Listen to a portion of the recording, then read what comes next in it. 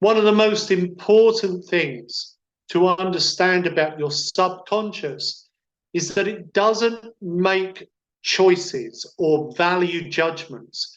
It doesn't evaluate whether something is good for you or bad for you. It doesn't evaluate whether it's what you want or what you don't want.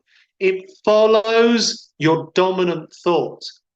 If in your mind you are picturing yourself achieving success, that you're hitting the target, or just like a sports person, you're hitting the target or putting the golf ball in the hole, then your subconscious looks to manipulate all of your muscle memory and govern your actions and emotions to help you hit the target.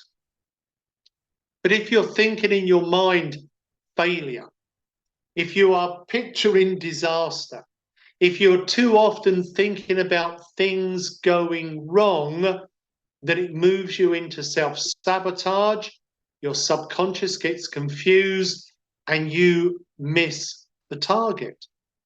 This is why all top sports people will have a mindset coach to help train them how to stay focused on the positive and then hitting the target.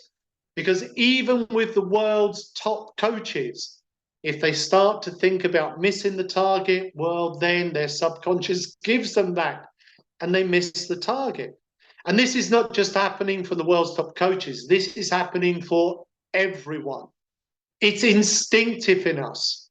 And if you're unsure about this, go observe any young child. Tell that young child, don't touch. What do? They touch. Because the subconscious doesn't understand the word don't. Don't touch, the child touches, because their subconscious in a young child is right to the surface. Well, in adult life, the subconscious still works in the same way. And if you're thinking, I don't want to mess up or I don't want to fail, all your subconscious gives you is mess up and failure. What's crucial when you are setting goals is you think about what you want and not what you don't want. Unfortunately, many people spend a lot of time in worry. And when you worry, you are thinking about all of the things you don't want. You're thinking about debt, you're thinking about sadness, you're thinking about being alone, and your subconscious doesn't understand you don't want those things. It just follows your dominant thought and moves you towards it. This is what is commonly known as self-sabotage. And sadly, so many people go into self-sabotage because they are thinking too often about what they don't want. The solution is to put down on paper what you do want. And when you think about what you want and then you think about what you don't want, they cancel each other out.